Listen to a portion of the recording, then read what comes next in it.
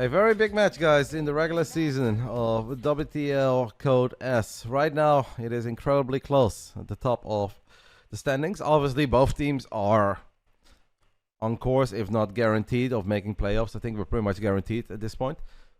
But it doesn't really matter where you finish. So, we've got Basilisk right now in 5th place, but it's incredibly close. If we would win without an ace match, we would literally be 2nd. So... if we win this match without an ace match, we are 2nd. If we win with an ace match, we will be tied with DKZ, and I guess they will have slightly better map score, so we'd be 3rd, but would obviously be big. That point that they just lost is a big one. Take a look at the two teams, guys. We've got Vitality over here. And next up, it's the boys. Yona. Sorry, my webcam is blocking it. 927, 782 for Reynor. I'm apparently a 486. I'll take that.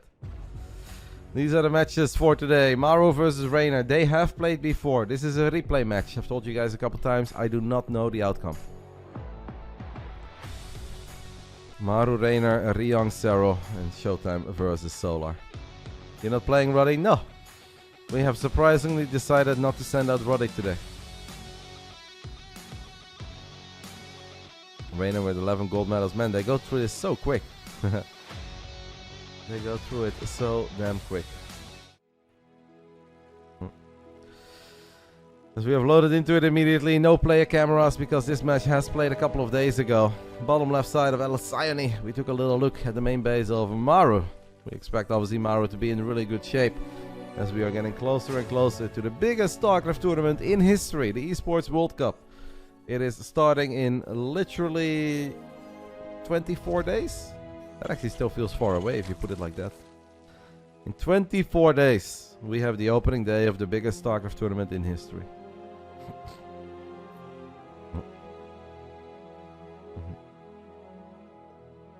We? Yeah, absolutely we. Who do you think makes the lineups chosen? Who do you think is in charge here? Who do you think runs this ship?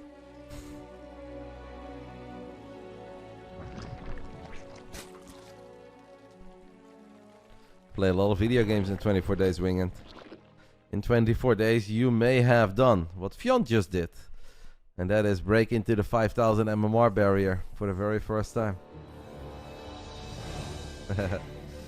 Maru is going to open things up with a supply depot and a double barracks on the low ground. So it's a 2-Rex Reaper opening. Wonder if it's 2-Rex Reaper into triple CC or just 2 CCs. I'll take it from there.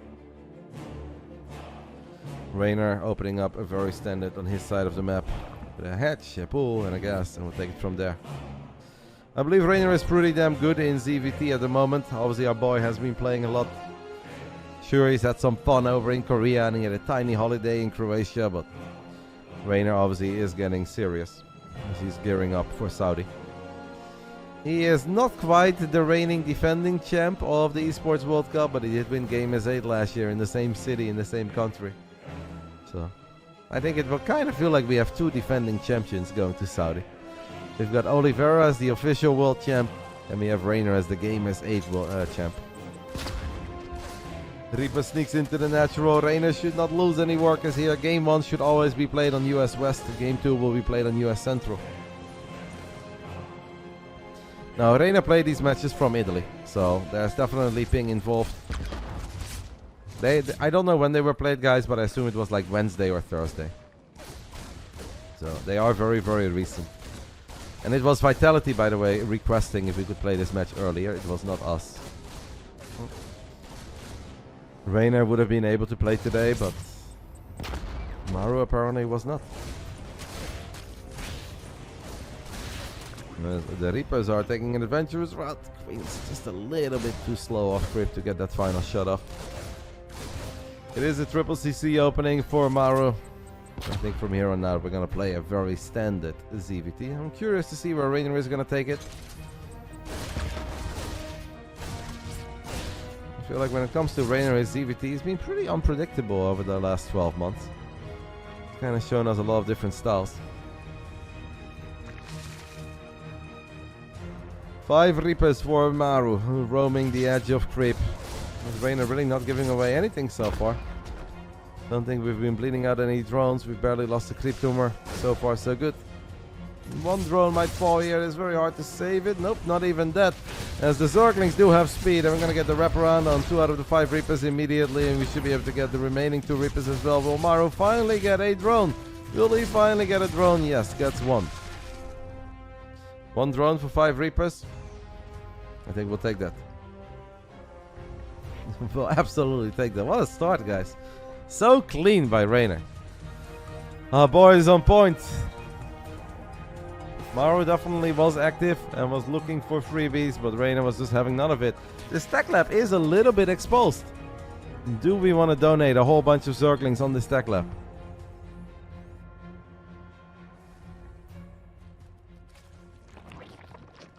Yes, if your opponent makes 5 Reapers, you do have to produce some Zerglings, but I think that is okay.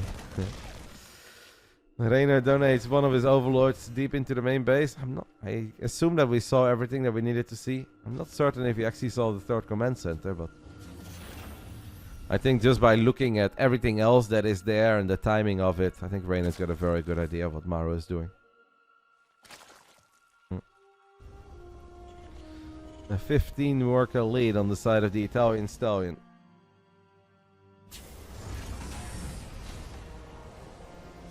We're going up to 4 bases. Reynor does not have a lair yet, right? Is it double Evo? I see a single evolution chamber right now working, +1 carapace. No, I never know the outcome. Whenever people play in advance, whether it's Serral, Reynor, ShoWTimE or Trigger, I obviously make sure that it gets arranged accordingly and that everybody's happy with it. But once they play, I always tell them, don't tell me the score. I just want to sit here and I want to be surprised and excited like you guys. The Marines of Maru are going to stim forward as Reynor has now fired up that lair. Queens are holding down the line. We're going to transfuse each other. I definitely think that we are happy with this if we are Reynor so far. It might get a tiny bit scary because of the build that we've chosen. Baning speed is a tiny bit late, but we've got map vision, we've got creep spread, we've got a lot of Zerglings, got a strong economy. 4th base should not get picked off here, so I want to say so far so good here on El Sione. As Maru is going to throw down another scan, he's going to push the creep back a little bit. Reynor with his Zerglings will once more gladly take this fight. Maru knows that he can't take it. Maru could drop 2 Marines to be annoying and kill that drone. Is not going to do that. Instead wants to go for the main base. There is a spore crawl on the edge of the main. Lair is done. I hope that Reynor fires up baning speed immediately. This is one of these upgrades that you really don't want to realize you forget it a minute or 2 from now. So, Campo Chess is asking me, how do we decide in WTL which players play who?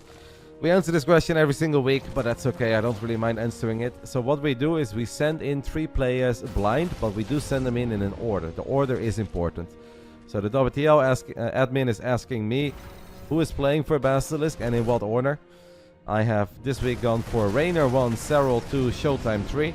Then somebody from Vitality also sends in their 3 players in that specific order. And then the admin lets us know who's playing who. Because Reynor has a Miss-Rally drone. And then we also know what maps we play on. We don't know that in advance either. So you see players completely blind. And then you just hope that it works out well. Maru is going to siege up a tank near the gold minerals. This is incredibly frustrating for Reynor. We do need to cancel this 5th base. Reynor, it is taking a lot of damage. As we have a big Zergling counterattack through the bottom side of the map. There is no big Gabriel bunker here, so Reynor does get on top of the SCVs. I do like this. We fire up the hive as well. Oh, this is a great run by guys. Vintage Reynor and his Zerglings. Sure, Life did it great a long time ago, but our Italian Stallion is pretty damn good in it too. Baning speed, however, is not done yet. And this many Marines and tanks is annoying. There's still a lot of Queens. Queens can buy time. They can transfuse each other. They can transfuse the hatchery. Both players use some hold position micro on the other side of the map. I think we like this.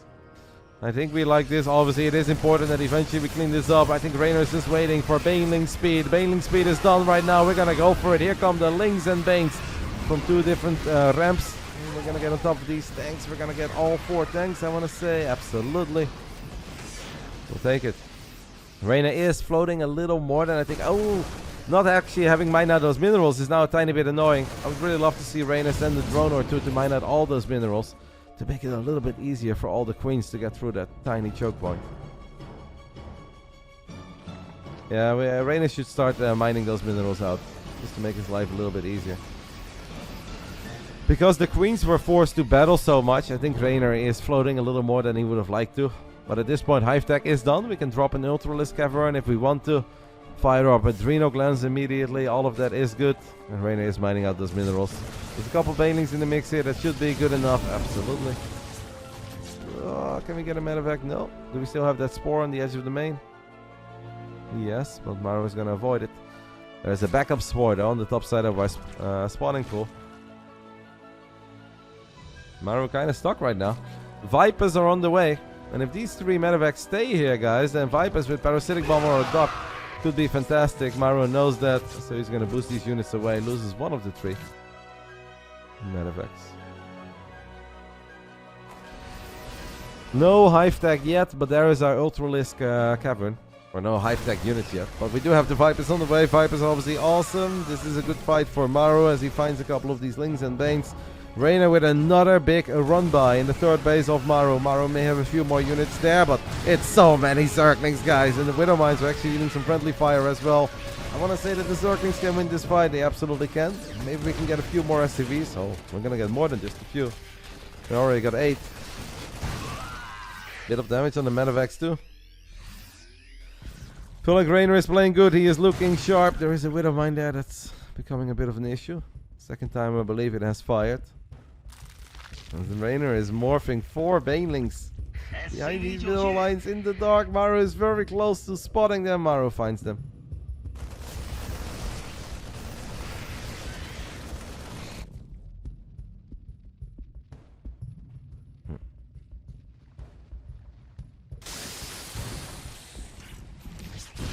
Tiny Widow Mine drop in the top side of the map. Drilling Claws is also done for Maru as Reynor has been relentless with the damn Zergling run-bys. Depot does not get raised. Oh, we're gonna get +2 melee Zerglings in the natural, in the main base with Adrenal Glands. This is devastating for Maru, guys. Maru is terribly out of position. A fantastic run-by by Reynor. Just throughout the entire game they have been sick, but this is obviously the very best one. Because now the Lynx do have Adrenal. They're going to get on top of these Marines and the tanks. We're even going to pick up a tank near the planetary. Our boy is cooking, man. He is losing some drones. I guess to Widow Mine somewhere. But what a run by. Maru has just left the doors open a few too many times. By the way, has it been Reynor with his drones that have mined out those minerals in the bottom side of the map? Or did Maru mine those out? I don't think the observers showed that to us. As we drop a blinding cloud, we're gonna get all damn SCVs. -44 SCVs. Yeah, because Reynor did have that one misrally drone at one point in the center of the map. So I'm pretty certain it was Reynor who at one point snuck some drones to mine out those mineral patches. That's an awesome play. Well, Maru has seen it for a little while right now, but it's obviously still there. This is a sick game by Reynor, who has a couple of burrowed Zerglings. Maru is not done yet losing SCVs, as 3 more will fall. And the supply, as Letot would say, does not lie. We're looking at a maxed out Reynor with a bit of money in the bank. Loses a couple Zerglings to a Widow Mine, but that happens to the best of us. Fool the boys.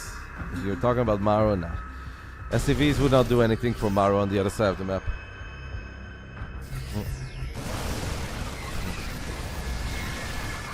That is not quite the fight that Reynor can win yet, but obviously Reynor's going to be very, very happy with how a lot of this has gone. Maru does get another cancel on this base. That is big, but as long as Reynor's got that base at 12 o'clock up and running, we are happy. Oh, some burrowed Banelings on the bridge. I love it.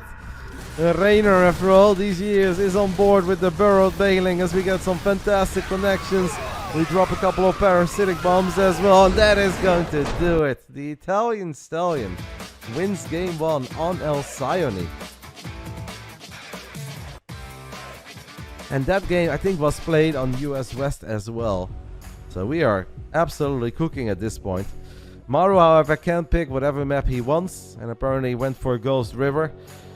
Ghost River is not a pleasant map to play ZVT on. Sick game by Reynor though, holy smokes, he looks so good. Feel like he just looked good in the beginning, in the mid game, in the late game. That looked like a Reynor that is gearing up for a world championship. He was fast, he was active, he was finding value everywhere. Well done. Round 2. Fight! Top left side of Ghost River. The best map that he could think of on this map pool. It is Vitality Maru. Top right side, we are looking at the main base of our Italian stallion who took the 1-0 lead for us. It is BASILISK Reynor. So Reynor has better ping this game than he had last game. But of course, he is forced to play on Ghost River. And especially Ghost River against Maru is not very pleasant. Serral, however, made it look pretty doable to play against Maru on Ghost River. If I think back of those ESL Masters in Dallas. I think it makes a lot of sense he picks Ghost River. I think Ghost River is really good for Terran.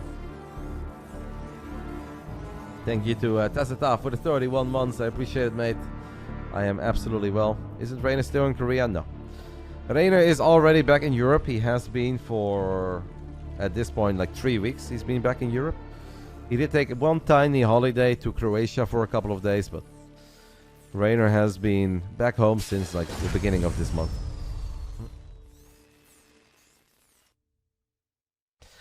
Someone is asking, is there a reason for ShoWTimE to be the stand-in here instead of Trigger? Obviously, we could have gone for both of them, but ShoWTimE has been fantastic lately, guys. He really is a man on fire ever since that Home Surrey Cup final, the performance in the Esports World Cup qualifier. He has looked good in everything he's done. And Trigger obviously is in Korea right now as well, and I think he's playing more Starcraft again. But Trigger was also playing a lot of different video games for a bit, especially Battle Aces is a game that Trigger went really hard on. So, decided to go for ShoWTimE this week, but obviously there's a very good chance you guys will see Trigger next week. Thank you, Kazuki Swift, for the 4 months. I appreciate it, matey. And the kind words. Those perhaps mean even more to me.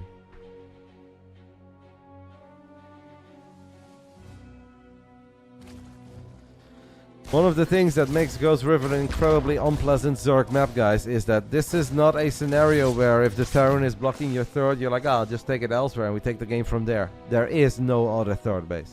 There's only one base that Reynor can take, and that is the triangle. But if Maru sends an SCV early, and he's gonna block it, then the Reaper is gonna prevent the drones from ever making it over. There are 2 Zerglings of Reynor sneaking to the other side of the map. But this is something that Maru can absolutely deal with. Nice micro as well on the side of our Korean.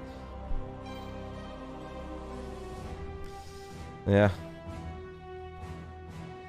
Whenever I look at Ghost River, I always wonder, like, what would I like to see the Zerg player do? Then I think back of that fantastic game that we had in Atlanta. No, wait. Well, in Dallas, sorry. Between Serral and Oliveira. Where Serral just stayed on 2-2 Lingbane forever. And you're really not supposed to win games like that. But if there is one man who can show us that it doesn't really matter what we think or say about StarCraft, he's gonna prove us wrong. It is Serral. He also played this map against Maru, and he played it very different. Just kind of went up for quick hive, got some ultras out, had a couple vipers, and he just kind of steamrolled Maru. After that game, I had the feeling that we were going to look at a very one-sided grand final. When Serral took the 1-0 lead, I was like, okay, awesome, but that's just the 1-0 lead. But when he won on Ghost River the way he did, I was like, yeah, that's gonna go Jonas' way.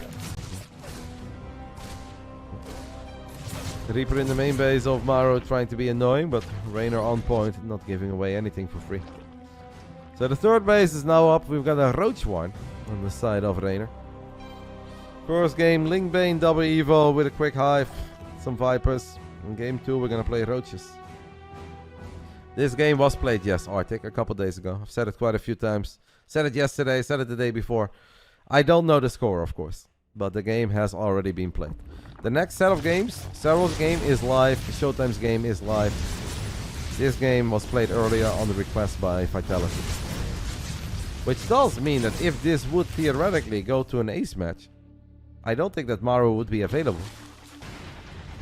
This would be kind of weird, right? If Maru was not able to play these games live, but then he would be here for an ace match. I mean, there's always a chance that maybe he had like one important appointment right at 2 p.m. or whatever, and that he's somehow back in time, but gives me the feeling that Maru is not available for an ace match today. I don't know if they would have used Maru anyway. Maru does not have the best track record against Iona. Yeah, exactly. I'm Trendle. That is correct.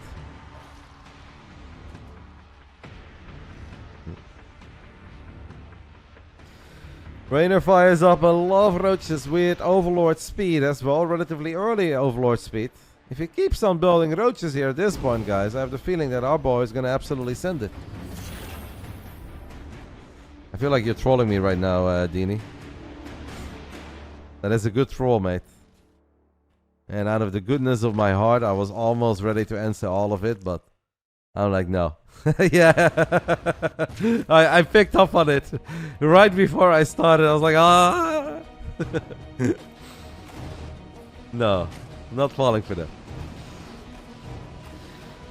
Reynor still just building roaches, no Evo chamber, no extra drones. He has plenty of units to deal with these two Marines. Maru needs to start worrying about what Reynor is going to throw at his side of the map, guys, because we are going for it. Roaches, Ravagers, we have a Dropper Lord maybe in the mix as well, yep, with a couple of Queens. And Maru is immediately evacuating the third base, which is a smart decision. How many tanks do we have? One tank. It is very well positioned. What do you do here if you're Reynor, guys? You kind of have to go for... He fires up 5 drones. So he might just try to spread a lot of creep and basically contain. It's a little bit of the Elaser, right? Isn't this like a tiny bit... it's different, but it reminds me a little bit of how Miko was playing for a little bit against Terrence. And he couldn't quite get it to work, but...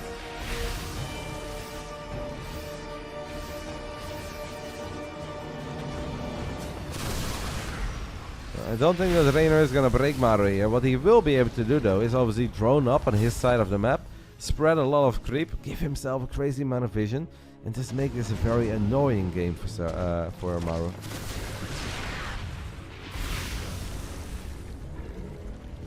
You definitely need to do a lot, but sometimes you can do a lot by not doing much at all, and just causing a lot of indirect damage. Reynor sees these 4 Hellions too. This is such an important scout, guys.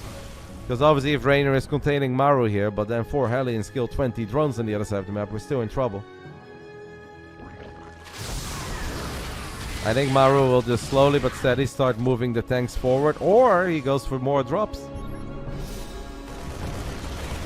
We are going to throw down a single scan. That means that the Overseer is going to get picked off almost all the creep tumors, but not quite all of them. This second scan, that's a really good scan by Maru, as he now gets every single creep tumor. That's pretty big. If he would have waited a little bit longer, then 2 scans won't cut it anymore. And then that creep is just around forever. Reynor does drop the Queens one more time with his little Dropper Lord. Oh, I love it. That's gonna be so annoying for Maru. Incredibly smart play. Does Maru see it though?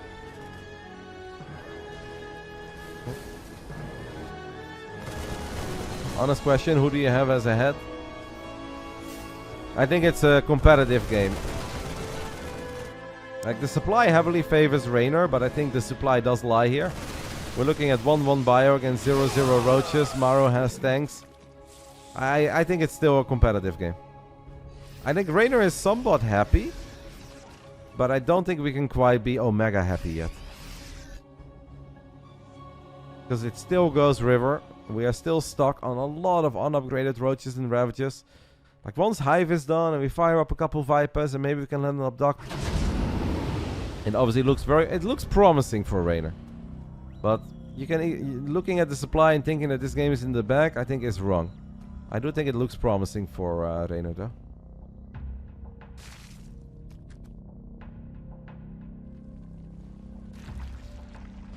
I think where maybe Maru messed up a tiny bit is that he obviously saw this rather late. And that none of his pokes, like that little drop on the right side of the map, the Hellion drop, they didn't really find any damage. There is a way for Maru to be more ready for this. Have the tanks out a little bit further, have bunkers ready immediately. But like, I don't think that Maru did that much wrong to say that like, oh, he's in so much trouble now. I think it is a competitive video game. Reynor is gonna drop an Ultralisk Cavern, and he is working with 80 drones. That's obviously good, but Maru can spam mules for days. If I was Maru, what I would do is start working on wall-offs. Couple depots here, couple, even a random eBay block or a random bunker at the third. Am I going to re-out Roddy? Roddy's going to re-out, baby. If my boy is gonna lift another trophy in the desert, I have to be there. I'd say it's one of the most fun moments of my Starcraft 2 life. Seeing Reynor win it all, supporting him in his journey, being a part of the celebrations. Of course, I wouldn't want to miss it. Couple of fungos are going to connect here on the bio units as Maru has a monstrous army with 2-2 bio on the other side of the map. Reynor does still have some roaches that are going to look for a counterattack, and we are right now counting down the seconds for Ultras. But Ultras without kindness plating are still a little iffy. They are a little bit iffy as the fungo growth does connect. The fungos just tickles bio units. What are the roaches doing of Reynor? They're just picking up the reinforcements, right? 6 Ultras on the way, guys. But without kindness, they die so quick. They die so quick without kindness plating. As you guys can see, one Ultra is actually dropping a little bit there. Roaches are now going to turn around. They pick off one of the tanks, but losing the third and this Terran army still being here is problematic.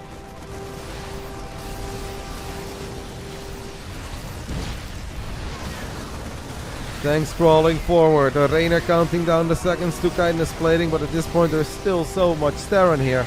As the buildings will get picked off. Does Reynor have enough to one time and one time only get on top of all these units of Maru? We still have a little bit of money in the bank.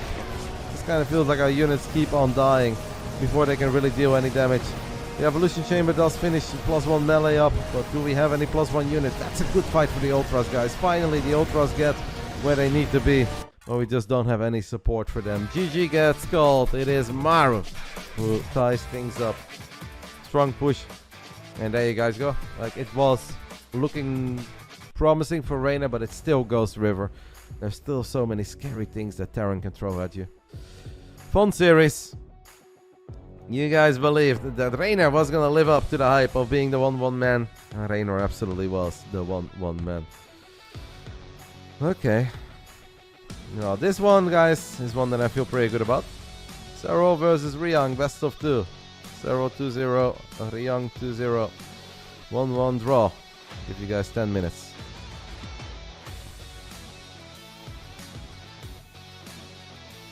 Yeah, I think 1-1 against Maru is solid.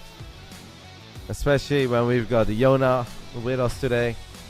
And ShoWTimE has been so freaking good lately. A win for us without going to an ace match would be fantastic. Getting 3 points will put us second in the standings, and also it would be just fun to keep our winning streak alive, eh? We started this season in a very, very bumpy way, 0-2. We lost to Starlight Twinkle, and then we lost to Dragon Kaisi Gaming back then, and now WBG. After that, we won 6 in a row. Sometimes with Yona, sometimes without Yona.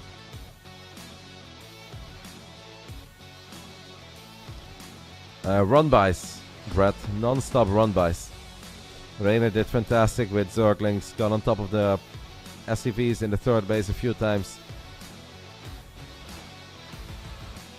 And eventually we had Hive Tech, we had +2 melee Zerglings with Adrenal Glands. And Maru had a lot of supply in the top left side, a lot of supply on the right side. And Reynor ran like 40 Zerglings on top of all 3 bases. Also indeed very, very solid and clean early game by Reynor. Maru built 5 Reapers and the man killed 1 drone. No creep tumor, 1 drone and 2 Zerglings.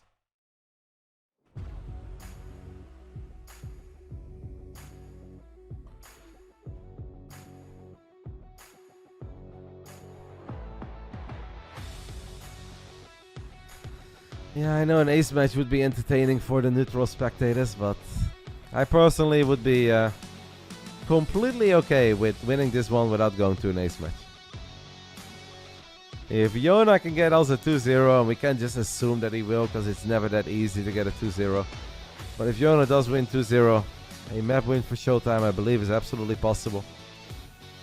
I mean, Solar is obviously great, one of the best Korean Zergs of all time. But I believe that the Maru in his current shape can absolutely get us a point.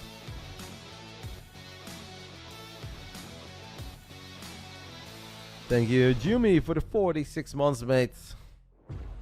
Rather cheeky.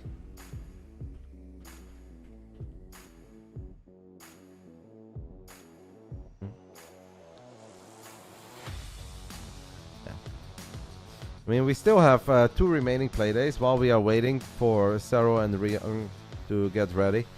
If you take a look at the last 2 playdays, we've got Platinum Heroes coming up next with R8, so Kalazur, Goblin, etc. And on the absolute final playday of the season, we're playing Berserker Esports. Obviously, nothing is ever easy, but I do think that we can get the full 6 points in these 2 matches. So even a regular win with an ace match victory today, if we get at 20 points, we end the season at 26. What does Vitality have left? Mystery Gaming AG. And they do have Team Liquid on the final playday. Yeah. I think for us, a win without an ace match would be monstrous. I actually think if we win this without an ace match, we are on pole position to finish the regular season first, which obviously would be fantastic, because then we start in the grand finals immediately and we guarantee ourselves a top 2 finish. I'll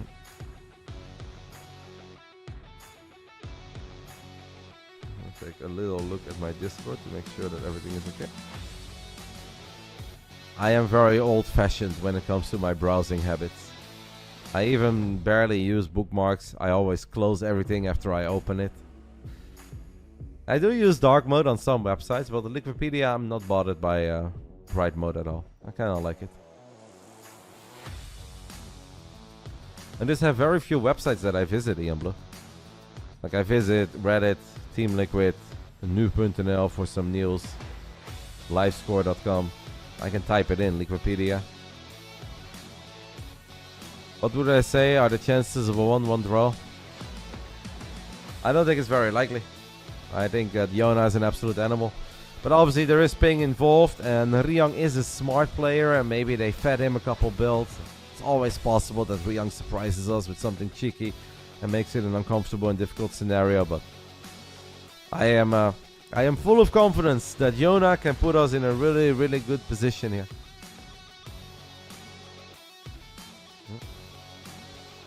On Monday you should see like even when it comes to browsing on my phone, I basically, whenever I open something, I always close it. Like it's always empty. If I ever take a look at Vicky's phone, she's got like 27 pages open. Like in my mind, you cannot do that because your phone is going to crash and it will never work again. And then she's always like, it's fine, let me have it. I close everything. You're gonna get a smartphone until 2017? I was a little late to the smartphones. I think the very first one I ever got was an iPhone 4S. Up to that point, I was stubborn and I was like, I don't need this. I like my old-fashioned phone. But then Sasa back then, I think he won a phone or something, but he had to pick it up in a physical store in California. He wasn't living there. He said, you can just go ahead and pick it up. You can use it, and if you like it, just send me some money. So I was like, all right. I picked up his phone. I started using it. I was like, I'm not sure if I like this. And then after like 2 weeks, I was like, hey, this smartphone is pretty sick. This iPhone 4S is cooking, baby. Alrighty, guys. It is time for our second best of 2. In the top left side, representing Vitality, it is Ryung. And in the top right side, we're looking at the main base of the man who got an unfortunate draw here, as he has to start things off on Ghost River. It is Yona. You guys were asking me, or Serral, of course. You guys were asking me if it's likely that Ryung wins a map here. This is probably the best scenario for him. You start off on Ghost River, US West. And if you then lose it, you can still pick whatever map you want as second. Yona's raising his eyebrows a lot at the moment. I don't know, something is bothering him, maybe bright sun. He's doing it a little bit more than usual. What I always love about watching Serral's webcam is that Serral always looks a little bit like uninterested and sometimes even bored. And we know that that's absolutely not the case because he's always focused I just feel like he's going over so many scenarios in his own head, and then he's like, yes, no. Having a little conversation with himself.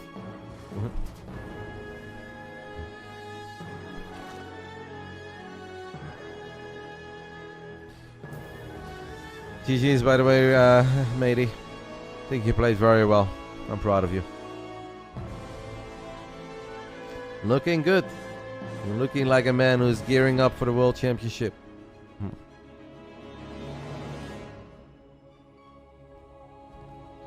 Reaper fast expand coming out of Ryung. Yes, Serral has a Zergling speed on the way. So he's not going to get mega creative on us here. Trying to go for some sort of a gasless roach opening and stay on 2 bases for a while. Somewhat of a standard start coming out of Serral.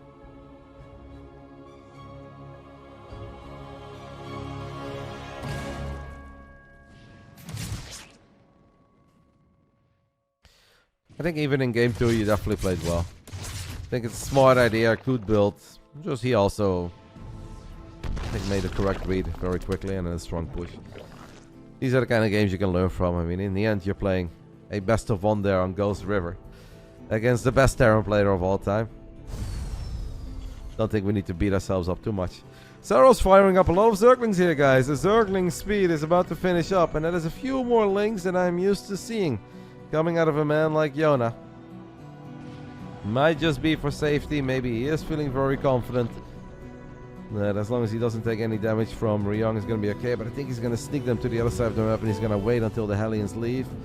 He does not want to show them to that Reaper. Good job there, dancing around the Reaper vision.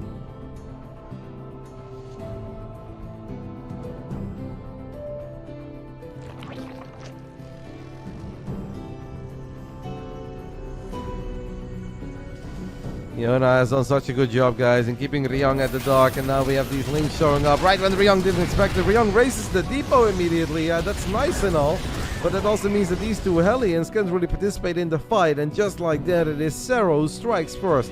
Done such a masterful job in keeping Ryung in the dark and not revealing the fact that he made all these links.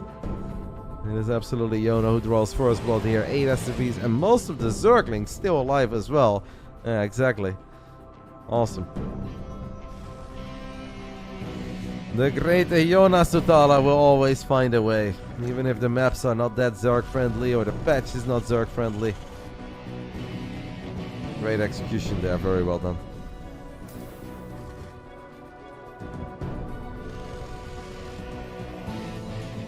It is Joe over. It still goes River. Terrans can absolutely turtle for a little while here. Serral's going to sneak an Overlord into the main base. I think we're going to see that starport with the spinning tech lab. We're going to see the tech lab on the barracks as well. Is he trying to get a wraparound on these 4 Hellions while distracting his opponent with the OV? Does not seem to be the case.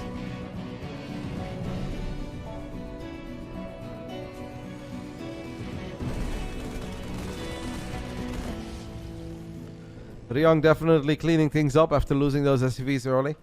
Not making any future errors. Did not panic and had the feeling, okay, now I need to send my units to the other side of the map immediately, because then he would take even more damage. And then I would agree that the game is over. These 2 Banshees are going to show up a little bit before that Overseer is ready. So that's actually very nice for Ryung. He's going to get a bunch of shots off. Can Serral save his queen? And nope. -1 queen. I guess that's acceptable.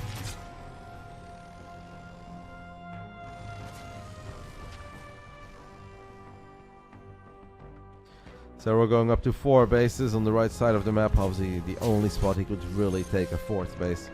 Taking it in the center is just a little too hard. Creep is too far away.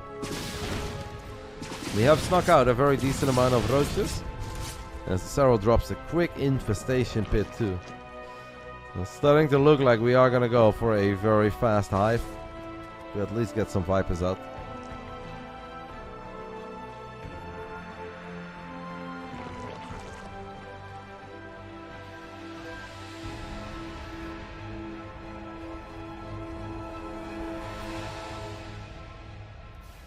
The hidden base on the bottom left. Or that center base that he was mining off. Was that against Oliveira that he was mining off that center base for a while? That was quite something. No, I think Saros is gonna keep the bases on his side of the map for a little while. And obviously make sure that he's got a good read on what Ryung is planning. Ryung is not really doing anything wild yet. Just dropping another command center, playing pure marine tank. I think this does favor Serral. Serral had a great start, got himself economically ahead.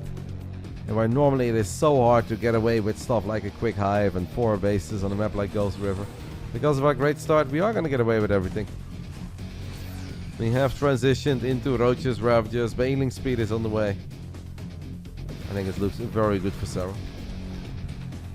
Was it against Cure on this map?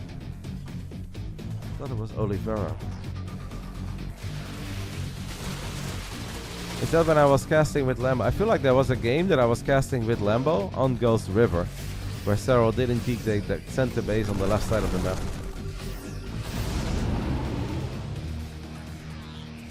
So yeah, maybe it is. Maybe it was against Cure, because Lambo reached out to me to cast those games together. You are correct.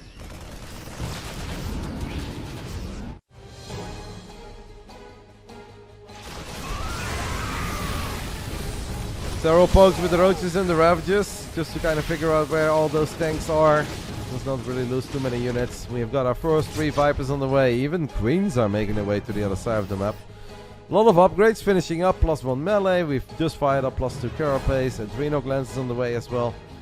I think what Serral is really just looking for here, guys, is get some energy on these Vipers. And the moment we have energy on these Vipers, we can start abducting the tanks or looking for blinding clouds. And it's going to be very difficult for the Ryung to get good trades. It's not really an answer. He does not have Vikings to keep Vipers at bay. Obviously does not have a Ghost Academy yet. Banshees are going to get a cancel on that center base, as Serral technically shows up at a very good moment here around the 4th base of Ryung. But Ryung did a good job in making sure that his army was nearby. We are just counting down the seconds for the Vipers of Serral to make it to the other side of the map, and that is where I think the Great Zerg party will start. And we should be able to find some really good fights, maybe like a blinding cloud with a couple banelings connecting. And obviously we've got the Ultralisk Cavern finishing up, so we can start going for kindness plating. And this is probably the first wave, and if the first wave does not do it, the second wave with Ultras potentially will. Ryung has loaded up 3 medevacs, guys, full of supply, but that is supply that he desperately needs at home right now. Because even with all that supply, this would be a difficult hold. I think Ryung just did not expect Vipers to show up at 9 minutes and 37 seconds into the game. Serral killed that final tank, he will kill it. He's gonna take care of this triple drop for a split second. I mean, just great initial attack. Ryung is doing a very good job in keeping Serral on 4 bases. It's just the next wave of Serral on the other side of the map is going to have Ultras with kindness plating and Vipers obviously with even more energy. Ryung is building a couple Vikings. He probably does not believe that he can get Ghost out right now. So just get some Vikings and try to keep the Vipers at bay. But I don't really see it. I think if Serral hits when the iron is hot, +2 carapace, kindness plating, a lot of extra banes, I think we are fine. He is going to take that center base, by the way, but this time around Ryung sees it immediately. The next attack is very, very important for Serral, and yes, it does need to do something. But it's not like that previous attack didn't do anything, it absolutely did. And I think it could have done a tiny bit more, but I think Serral just showed a lot of respect to that triple drop. This is indeed a big moment for the great Jonas Setala. We need to be careful. No, we cannot go full Reynor. Out of all the things we could have done with our Vipers, that is not the play. Very uncharacteristic for Serral, who does still blow up that planetary on the left side. But that is not the value that we were looking for out of the Vipers. Minus 25 SCVs regardless. We get a couple of the tanks. We get the 4th base. But aye. Well, you guys can clip that. Oh, corrosive balls though. Those do connect. I mean, even after losing the Vipers the way we did, I think this was successful. This was good. But it should have been a little bit better. That is not something you see very often. It's good to see that even Serral is a human. Big Zergling run by. Zerglings are going to slap. We have Adreno Glens as well, as Ultras are going to get on top of the Marines and tanks here. And this is gonna be okay. These tanks will die. Banelings unfortunately don't quite connect. But the Zerglings in the natural are dancing. Ryung still has a couple of units in the bottom right side. But I don't believe they will ever accomplish as much as all these Zerglings do. Serral once more goes full Reynor, but this time in the most positive sense. Zerglings across 3 different bases. We're taking out a lot of SCVs. Might even get the eBay. No. Well, if he doesn't repair it, guys. Uh-oh, if he doesn't repair it, he's gonna lose +3. Ryung, the SCV, saves it. 18 SCV, 18 hit points left. We are fine here.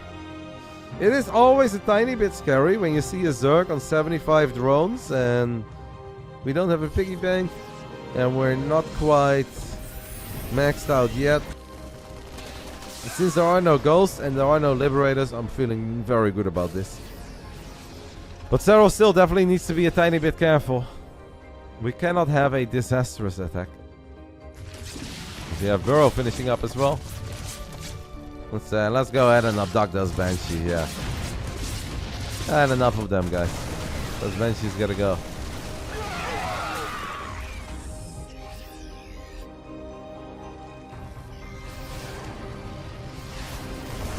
One Viking is gonna get a couple shots off, but a parasitic bomb is gonna take care of that low HP Viking.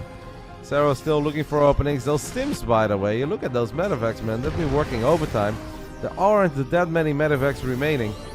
And Ryung is having a hard time establishing that 4th base. And Serral is going to give himself another attack path. And most of the stuff in the natural is gone. It's looking very good, and these could very well be the closing moments here on Ghost River. Ultras with +3 armor and kindness plating. A blinding cloud as Banelings roll forward. We've got Lings and Ultras in the main base. Look at these tanky boys, guys. Look at them boys go. They just don't die. They will not die against these bio units. GG gets called. Serral takes us in the driver's seat and puts us up 2-1 in this clan war over Ryung. Game 2 will be played on US Central. So game 2 is played on a better server for Serral. But obviously Ryung has map choice once more. I guess he's gonna go Dynasty. Crimson Court, okay. Alright, yeah, that's fair.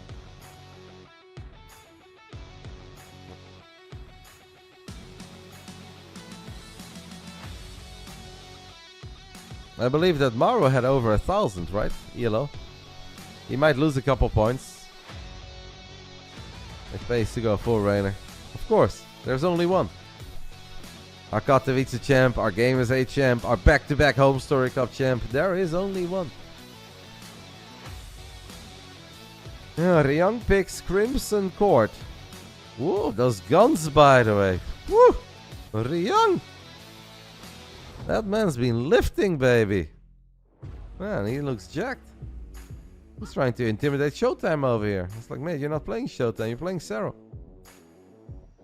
I do not believe that big arms will help you defeat me. I agree, Yona. I agree.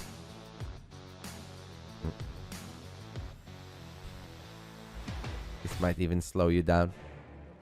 Speed pace. Crimson Court in the bottom left side. We're taking a look at the main base of the man that's fighting for vitality. That was Ryung. And in the top right side, putting us up 2-1 in this clan war. A very important clan war deep into the regular season of the WTL Code S. It is the great Yona Sotala, aka Serral.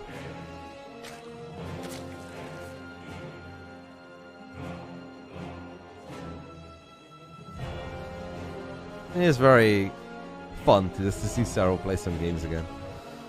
I've obviously followed Serral for a long time, and there have been many moments where we don't get to see him that much because Serral likes to just practice either on the ladder or in custom games, and there are some periods where you don't really get to see many Serral games. But especially this year, I feel like I've seen so little of him. But then whenever we do see him, it just looks insanely freaking good. Katowice, fantastic. Dallas, next level. And obviously in the WTL, he has not made any mistakes so far. This is the 6th map that Serral is playing. And that means that he still has a 100% win record. He is 5-0 currently in maps. This is the 6th map. By the way, now that I come to think of it, I think that Reynor, by the way, guys, was just responsible for the first map loss of Maru throughout the entire season. Maru has been an absolute stud so far in this season of the WTL Code S. And I believe that he was 14-0 in maps. Or even 16-0. Reynor beating Maru was the first map loss of Maru throughout this entire season of WTL Code S. I will double check those stats. 16-0 says Wikipedia, yeah. That means that he's now 17-1. So Reynor, it pays to go full Reynor, guys. The first man to make Maru bleed and prevent the perfect season. Serral is still undefeated, 5-0 at the moment, but obviously he was not always available since he is currently busy fulfilling his mandatory military service in Finland, and that's why we see a bit less of him.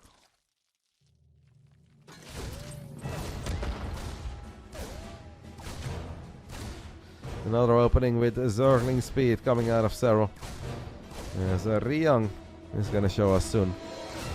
But he has planned for Crimson Court. Crimson Court obviously a very good map to play marine tank. A lot of great tank spots in the center of the map. High ground, low ground, behind mineral patches, around the corner. Corners are very often the best friend of Terran players when they play against Lynx and Banes. Against Roaches likewise. It's also a decent map to play mech. We've seen Gumio play some very strong mech on this map. And Aquaron recently as well against Iba.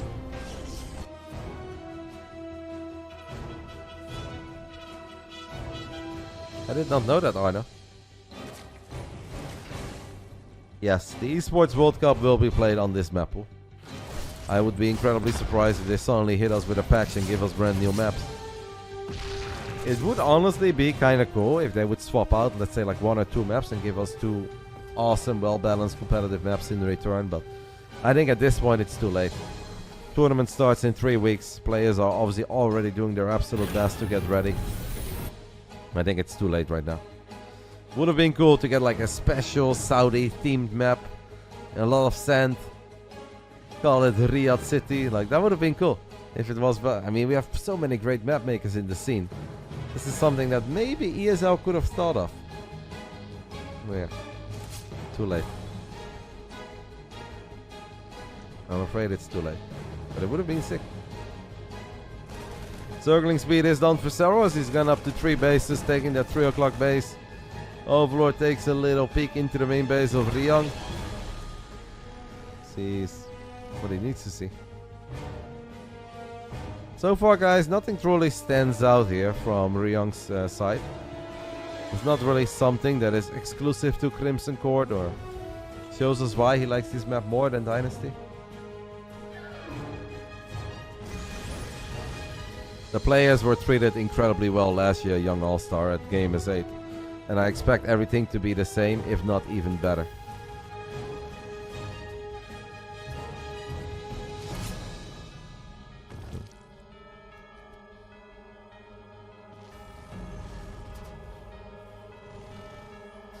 Somehow, Twitch did not give me any new snoozes.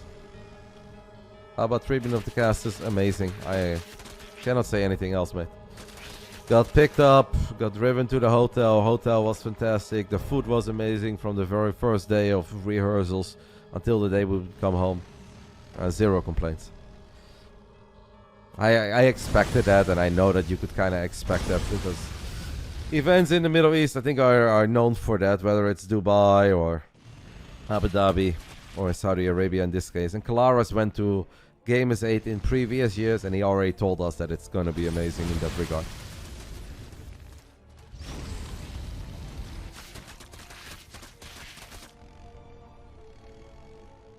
I would love that G1. I think it is too late. Damn it, guys. I am afraid that in 4 minutes there will be some ads on the channel and there's nothing I can do about it because I cannot snooze them. Because we snoozed it 3 times in that previous hour. They did not give me a recharge. So, unless this game ends in 4 minutes, some of you guys will see ads in the middle of the game and that's incredibly frustrating. But I cannot disable that. And this game is not going to end in 4 minutes. I can guarantee you that. Obviously, if you have Twitch Turbo or you're a sub, you don't get any ads. But yeah, I have tried to stay on top of that. But yeah, there's just nothing I can do in this regard. I mean, I could do it now, but that would still tilt people. I could do it now. If you guys think now is better than in 4 minutes, we can do that. But don't tilt. Now is better. Alright, fine. Now it is. Not everybody will get it. It is done.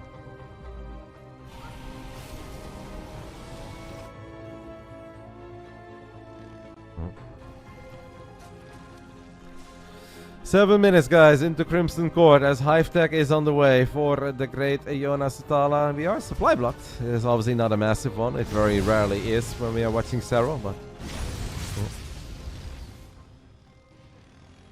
obviously not all of you guys will get them. A lot of countries, they don't sell ads, or maybe you've had some ads before, then you won't get it, but definitely some people just did. I apologize for it, guys. Normally you can postpone them 3 times, but we already did that last hour. And I thought I would get another charge, but I did not.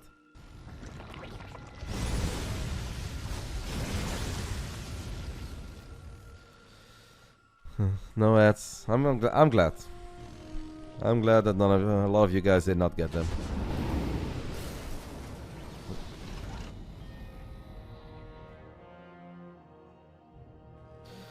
Hive is done. First Vipers on the way at Ryung. It's been a very passive game so far, hey guys, on Crimson Court. No ads in Germany. That's bad though. Germany is rich. They should be able to sell some ads there. And Germany is my second biggest market, believe it or not. All the jokes about the Second World War and their mediocre football team, and the Germans, they still love Roddy. I only have more American viewers than I have German viewers. USA, obviously. We love the stars and stripes.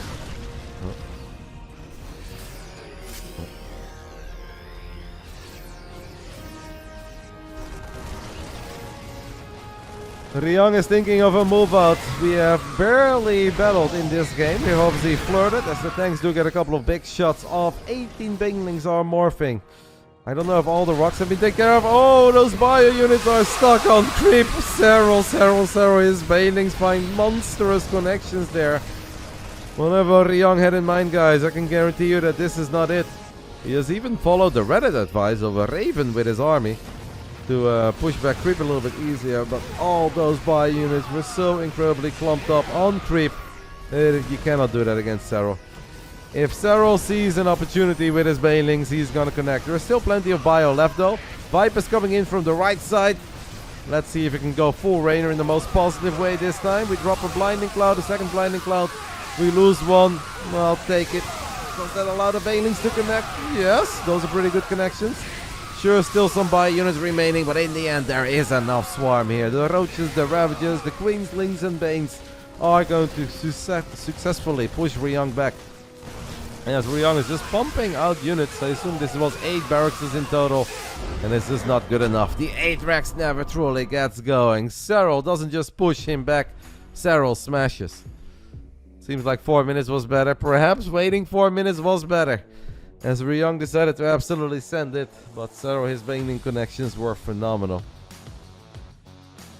Means that we are now up 3-1, guys. And there's only one best of 2 remaining. Will we go to an ace match today? Or are we going to end it right here, right now? I can show you guys the highlights, no worries. There is a way that I can show you guys the highlights there. Serral 2-0 was a complete prediction. Let me just start the next prediction. I'll show you guys the highlights. For the few people, I don't think it was too many, but for the few people who missed it, I'll take care of it. Obviously, the games will always be posted to YouTube as well. 10 minutes for our final prediction. My WTL admin is just casually calling me because he wants to show off a football stadium. I think he's watching a football match, but I was like, mate, we're kind of watching the WTL Code S here. So let's go over these final moments one more time of Crimson Court for any of y'all that missed it. Why is this here? This is frustrating. So we are just gearing up for the big 3-base attack. 8 minutes into Crimson Court. Scan goes down. First big moment happens right around here. As Ryung throws down a scan and he's like, alright, I'm here, I have a lot. Serral disengages. And now all these units are kind of exposed here. Serral sees it. And you don't need to give Serral a second opportunity. He turns around immediately, finds excellent connections. Gets a tank as well. Retreats.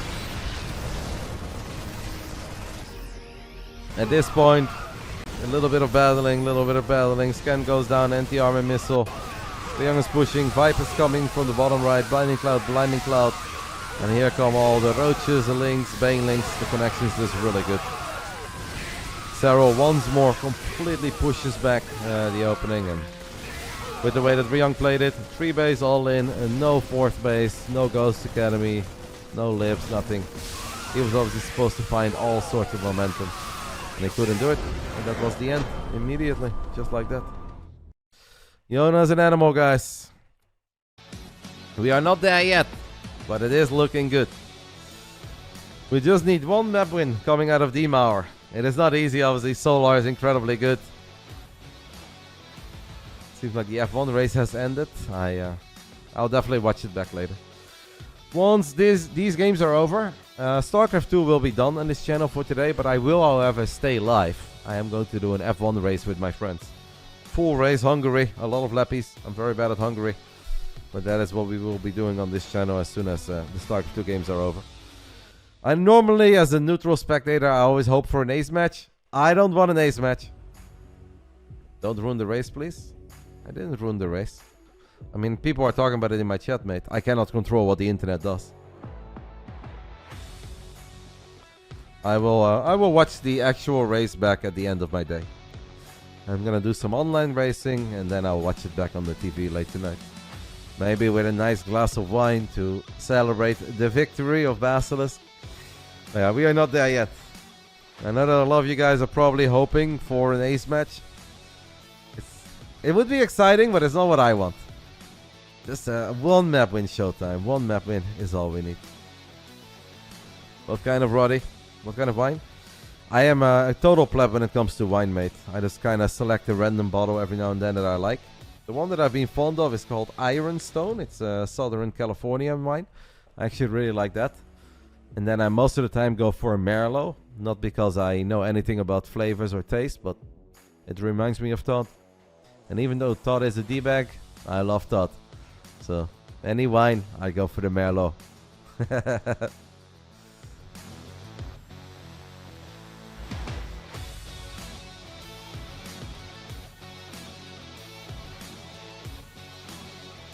I definitely play some F1 sometimes with beer or whiskey or wine, yes. It's allowed to play the video game slightly under the influence, guys. Don't do it in real life, but the video game, that's completely okay. The Todd used to BM on ladder. That depends what you consider BM. I think in the eyes of some people, yeah, Todd would probably BM a little bit. But obviously nothing stupid, nothing crazy. Our good friend Johan Merlo is just incredibly competitive in video games.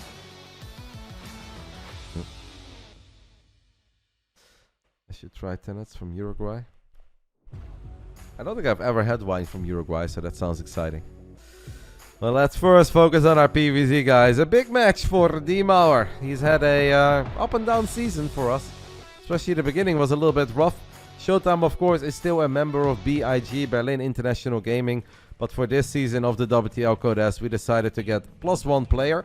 It is allowed to team up with other teams, other orgs, to form one strong team. All 3 members of Basilisk, like, well, 4 including me, like ShoWTimE a lot. And ShoWTimE was obviously very keen on playing in the WTL-Guest.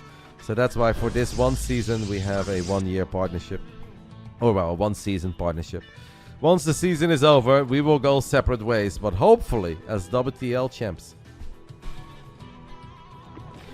So in the top left side of Amphion, fighting for Basilisk and of course BIG. We are looking at the German Protoss, ShoWTimE and D-Mauer. Bottom left side, representing Vitality, we are looking at the main base of Solar. ShoWTimE has been an absolute animal over the last 2 months in StarCraft 2. It's a cliche to say that someone is playing the best StarCraft of his career when he's been playing for 12, 13 years at this point. But it is damn close. I'm not gonna say it's the best ShoWTimE I've ever seen, but it is damn close because he really has looked fantastic. At the Home Story Cup, at the Kung Fu Cup, at the Esports World Cup qualifiers. ShoWTimE really has been insanely awesome.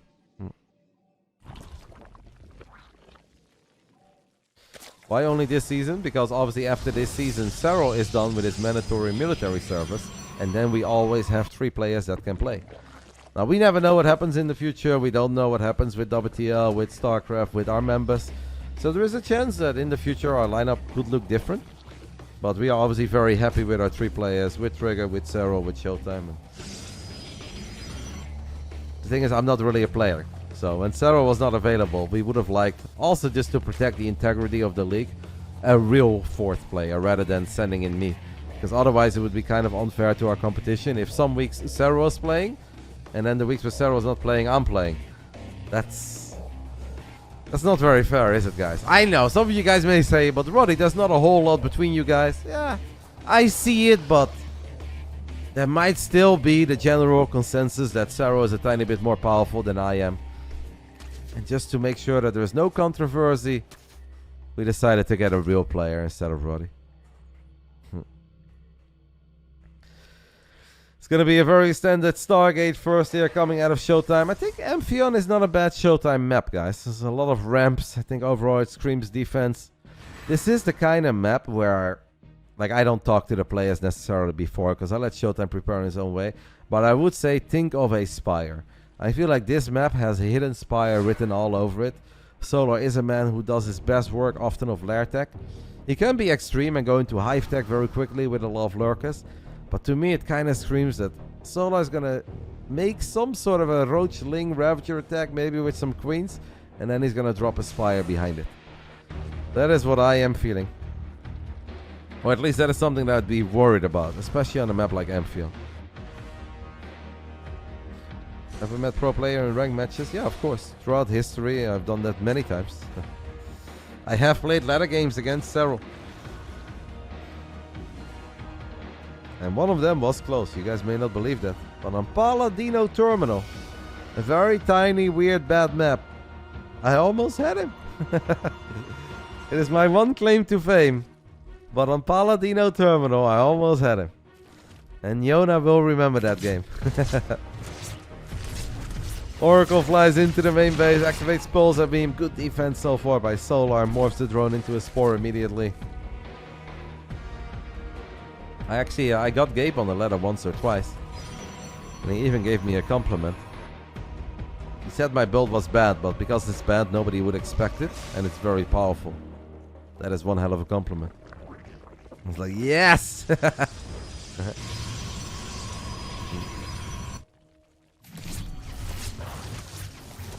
Oracle activates Pulsar Beam and guns down a couple of the drones. Can you download and cast the games you had with pro players and upload it in YouTube? No. Because I don't cast games that are not live. And before you guys say, but Reynor against Maru wasn't live. Yes, but nobody knew the games. They had never been shown to the public. I don't cast replays. Like, how am I going to cast a game that has already been played by myself? Wow, this looks so good for Roddy. Can he do it? Will the stasis trap go off? Yes, it does. It's like, if I already know that it happens, that sounds incredibly silly to me. That is a great stasis, by the way, guys. Let's focus on our game. It's a big moment. It's match point for Basilisk and ShoWTimE. And a match point would mean that we walk away with 3 points, couple of adepts, Shane on top of the third. We get 2 drones. Could have been better, but it's okay. Those adepts are not that important anymore. They are basic adepts. We did not invest in resonating glaives. We are not going for resonating glaives.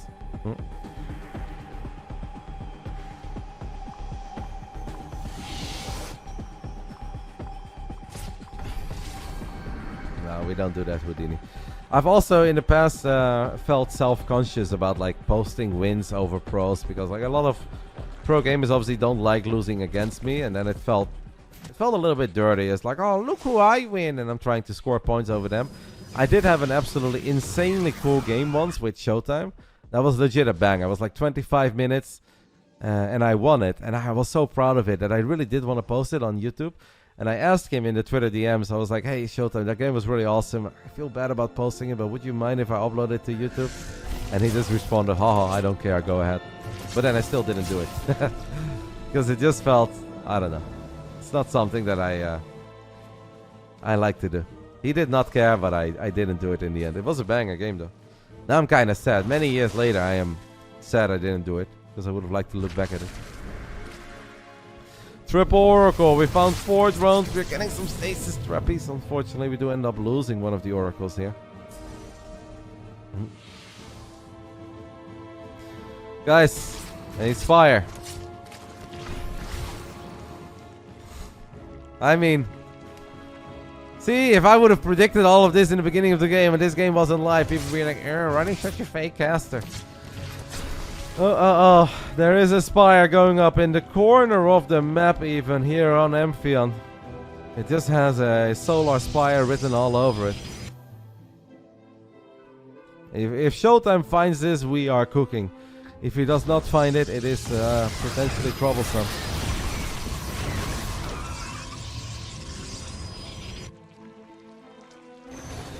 Maybe kill war, but it's not like beef would break out. I can also understand that sometimes people, if they just play a game on the ladder and you're not always like 100% when you play ladder, right? Maybe you just roll out of bed the first game of the day, you have PC issues. If then somebody else posts their win over you on YouTube and everybody sees it, I understand that can be frustrating for some people. Like maybe you don't have to care. It can be a bit annoying. Thank you, dude, for the 26 months. Guys, 10 Mutalisk are on the way with +1 flyer attacks as well. I am a tiny bit concerned. ShoWTimE's army in a straight up fight is going to be way better than Solar's army. We might see the Mutas pop here, actually, if we just... we don't. I am a tiny bit worried. The oracles are looking for a revelation. The first Mutalisk are out right now.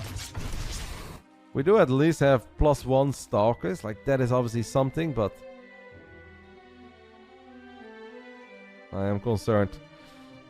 I think a good play here, guys, would be recall that War Prism immediately, as we still haven't seen the Mutas, and they are so close to our main. The Mutas are going to fly into it right now. This is obviously bad news. We have a cannon. Cannon is nice. We're going to warp in a couple of stalkers. I would love a recall, guys, on the War Prism so we can juggle Archons towards the Mutalisk. I feel like that would be awesome. Solar is just going to take this fight right now against the Stalkers in the main base of ShoWTimE. We're going to build a Phoenix, but it is late. Archons are going to come to the rescue, but it's so many Mutalisks. We do have 4 Zealots being dropped in the main, and the Roaches are out of position, so this is awesome. It is actually so nice for ShoWTimE to at least find a little bit of damage with these Zealots. Pull the units back. Oh, Archons, baby! Some good hits there. Oh, one more. Shame. But at least our gateways are still powered. I mean, this was pretty good for Solar, guys, but Solar needs more. Reynor says he thinks Mutas are a scam. Solar is going insane. Look at the minimap. All of the units were once more running towards the top right side, and now because of the War Prism play, ShoWTimE did not recall that Prism, and that obviously would have made his defense easier. But it turned out to be a genius move by ShoWTimE not to recall that Prism, because now we have 4 Solar to turn around with all the Lings and all the Roaches, not once but twice. So I am very happy he didn't recall that Prism, and this is starting to look very promising for us, guys. Oh, Minos, I just cannot battle the Archons, man. Archons with +2 are sick. We've got 2 Phoenixes, we've got Stalkers. I really thought this was going to be very difficult for ShoWTimE. I don't think it's all that difficult anymore. It is starting to look incredibly promising for us here. Basilisk plus ShoWTimE on match point to walk away with 3 points today in the regular season. Solar is doubling, tripling, quadrupling down on Lair Tech Zerg. Mutalisk with flyer attacks. Lings and Roaches. When you look at ShoWTimE's army, and you just wonder, how is ShoWTimE ever going to lose against Lings, Roaches and Mutas? There's always that first scary moment where the Mutas show up and they start snowballing and they kill 30, 40 probes. And if you then have to worry about like Lings and Roaches elsewhere, it could be very difficult to play against it. I don't want to say ShoWTimE made this look easy, but whew. And Solar will really be kicking himself for not killing that Prism with the Mutalisk. He obviously could have rallied 2-3 Mutas on top of that Prism. Even if he didn't know it was there the first time, the second time it should have absolutely been taken care of by Mutalisk. Muta count is very high and is going to find some success here. These Archon hits! Power overwhelming. If I've ever seen power overwhelming, I love it. There is nothing that I love more than massive Archon hits when I am cheering for the Protoss. And things are starting to look very good here for D-Mauer. the man who has qualified for the Esports World Cup, one of the 4 Protoses that will go to Saudi Arabia in a couple of weeks, is looking damn good here against Solar. Now both players are maxed out, and obviously as long as somebody is maxed out, the game is never over. But ShoWTime's army is so powerful, man. It is so freaking powerful, and it's going to be really hard for Solar to find a good fight against it. Solar is still trying to buy some time as he bounces back into the main base. He is going to kill the Stargate here, so that's nice for him. No more Phoenix to worry about. Surprised that Blink only now gets started. It is so impressive, by the way, like how little damage ShoWTiME has taken from a guy with this many Mutalisks, a guy like Solar, and we didn't even have Blink Stalkers.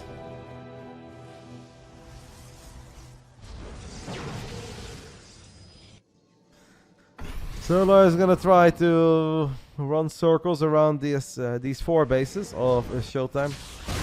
There really is no opening. This is not a fight he can take, man. No.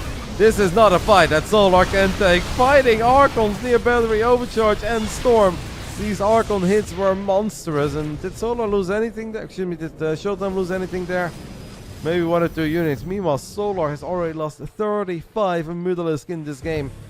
And a lot of the other Mutas are very low on HP right now. 4 Phoenixes still flying around too.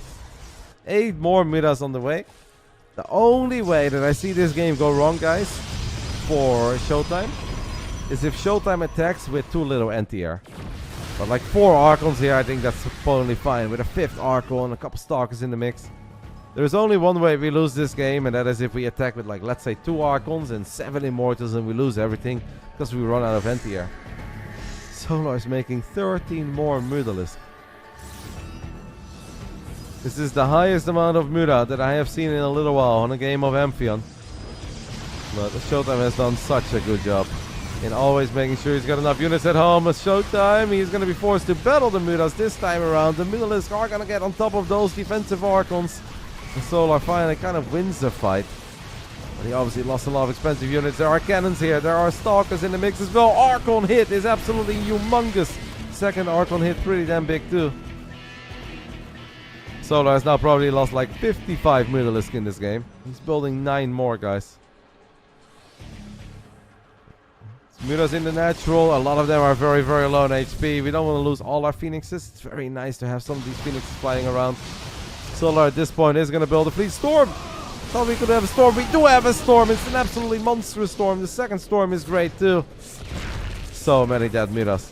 Solar is really starting to run out of steam, man. Has probably lost like 65 or 70 Mutalisk in this game at this point. He's a Zerg player with 82 drones. He does have Hive Tech at this point. He's going to fire up Adrenal Glands. ShoWTiME, his fleet beacon is about to finish up. This is not a fight a Mutalisk can take. Archons on both sides. Okay, Mutas turn around to get 1 Phoenix. Looks really good.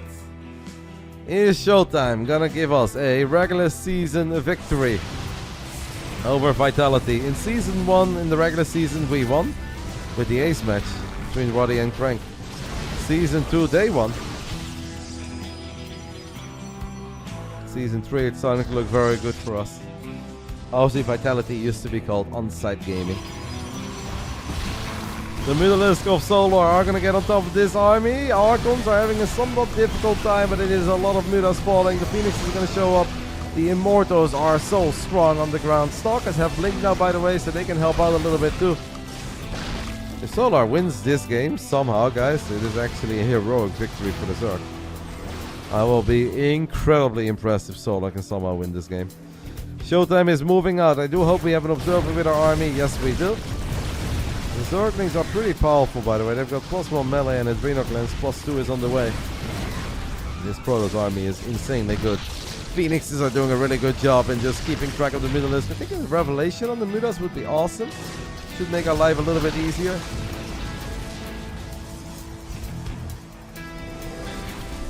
So, Solar now has to worry about all these Immortals and Archons and Stalkers that are on trip. How many Archons do we have left? 3, 4. That looks pretty good.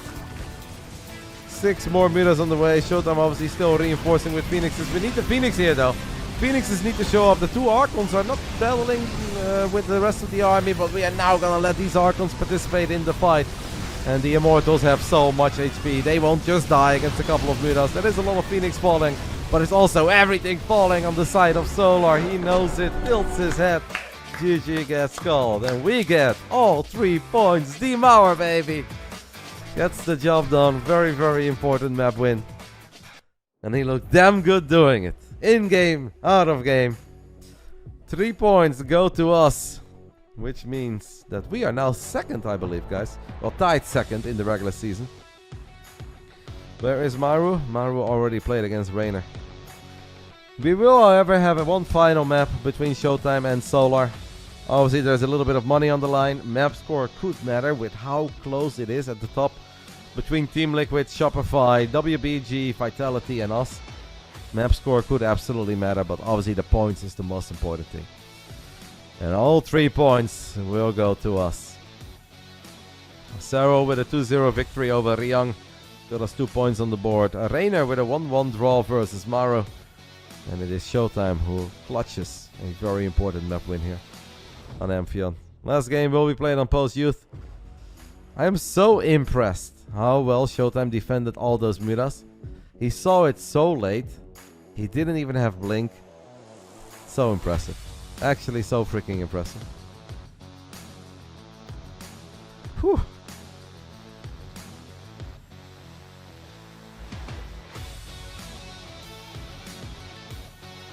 Now it is Clem who's in Korea. Trigger is in Korea, one of the BASILISK players. He is in Korea with Australia, Clem, and Future. ShoWTimE is just chilling in Germany, the way that he's always chilling in Germany. Oh man, that's awesome. What a win for us, guys. 7 in a row right now. Don't forget, we started the regular season 0-2. Losing to Starlight Twinkle, losing to WBG. But after that, we have won 7 in a row. They are just in Korea for fun. Obviously, good practice too. Preparing for the Esports World Cup, but above all, they are there for a good time. They get along with each other incredibly well. All of them are friends, and well, they just have a good time in Korea. I personally think that they did my boy Reynor a little bit dirty. They really could have gone a bit earlier, so Reynor could have actually had some fun with them. Somehow they all show up the moment that Reynor leaves Korea after 3 months. I hope that Reynor knows I would never do that to him. At that point, I wouldn't go at all. If I can spend any time with my boy over in Korea, I'm not going at all.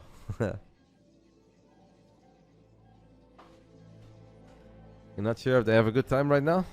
You mean Clem, Trigger, Australia, and Future? I'm sure they have. Why wouldn't they have? Are you talking about Solar? No, I'm not talking about Solar. We were talking about the foreigners, mate. Post Youth is a very, very good lurker map. We could actually get a banger on this one. It is obviously a little bit difficult for Protoss to sometimes even go up to 3 bases, but obviously with Adepts and Oracles, if the Zerg is not all hitting, you feel fine. But then going up to 4 bases is very hard. Like, do you take the gold in the center that can just be attacked from so many different angles? Or do you take that base above your natural of your ShoWTimE? But it's so far away from the third. There isn't really a very happy choice there. I know, Athena, they did my boy dirty. But I'm sure that you have an opportunity to have some fun with our boy again. And we're gonna make Trigger, Australia, Future, and Clem regret this choice. We're gonna make some content with Reynor the next time. Perhaps even in Saudi. But I guess the Saudi after nights are not quite the same as in the rest of the world. It is their loss, mate. But I still think they did you dirty. I am hurt on your behalf. They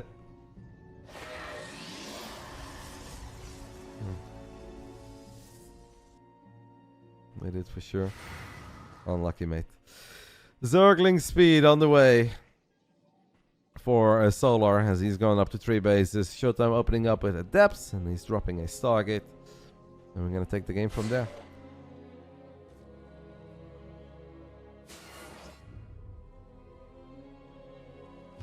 When I predicted the Spire play from Solar, and I even said like a hidden Spire. There was this little thought that crossed my mind where he could maybe use a drop a lord, drop some creep, and build the Spire somewhere in the corner of the map. But I was like, nah.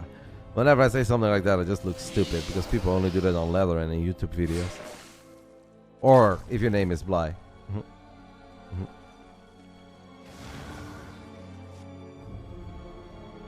And he actually did it. ShoWTimE saw it so late. And we still reign supreme. I'm very happy. Very, very happy with the 3 points. We've got 2 more playdays to go. Berserker Esports on the final playday and Platinum Heroes and R8 next week. I believe that the regular season finishes up before the Esports World Cup. And then the playoffs of WTL-Guest will be held after the Esports World Cup. I don't know if they already selected a weekend. I do hope that it's like somewhat close after the Esports World Cup. Because if they do it like a month later, if players like Serral, ShoWTimE and Reynor practice 24/7 to get ready for the Esports World Cup, I also understand that they want a bit of a break of Starcraft afterwards.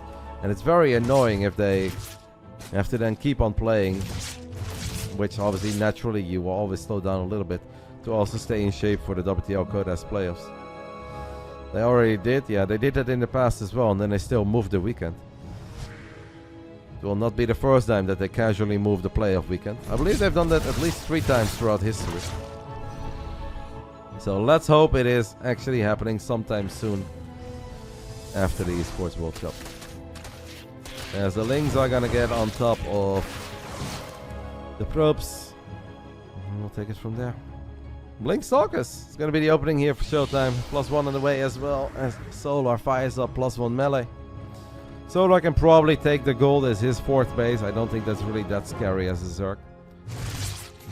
What is important is that Solar gets some creep up that ramp in the center of the map.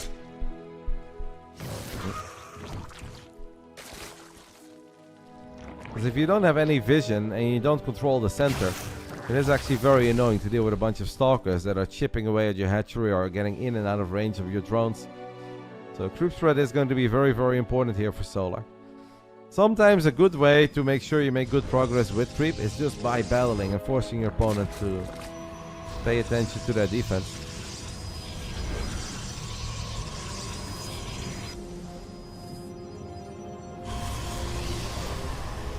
Double cannons being warped in by ShoWTimE, as he's maybe worried about Solar sending it very early. We can see that Solar is obviously still just droning up. Oracles are a little bit stuck. The Oracles have found some success. We got a couple drones here and there. Serral and Reynor did already play, yes. This will be the absolute last game of the day. I will stay online, but I will be playing Formula 1 after Starcraft is done. And as you guys can probably tell, for me mentally this is already done. Like, yeah, this final map matters. There is some money on the line. And map score could come into play, but it is all about winning without an ace match or with an ace match. Once we've got the W, I think it's kind of just stress-free. We're free rolling at this point. If Solar wins this game, it is what it is. If ShoWTimE wins it, awesome, looks really good, but why do you always tune in at the last game today? Might have something to do with your time zone? Done a lot of Starcraft over the last 3 days, mate. And if you manage to tune in every single time during the last Starcraft 2 day of the day, that's impressive. On Friday I was live for 10 hours. Yesterday we were live for like, what, 7 or 8 hours non-stop Starcraft. Today it is close to 4. Oracle's gunned down a few more drones. Storm on the way. ShoWTimE looking pretty safe and sound here defensively. I kind of feel that if Solar wanted to be aggressive with a lair tech army, we should have already seen some progress in that regard. I mean, he is... Okay, he's going to build Swarm Host. Alright. I mean, it is a good Swarm Host map. Obviously, you can get Nidus up on the right side of the main as well. The Locust can make it into the natural. You can drop them on top the left side here above the 3rd base of ShoWTimE. And then you can decide to go for the 3rd base or the 4th base in the center. So it is a good map for Swarm Host. I'm a little bit surprised by it, but I guess I don't hate it. Oh, High Templars! Oh no, the High Templars by D Mauer. They all get surrounded. And sure, we get a couple of storms off, but that is not what ShoWTimE wanted for his HDs. Oh, yeah.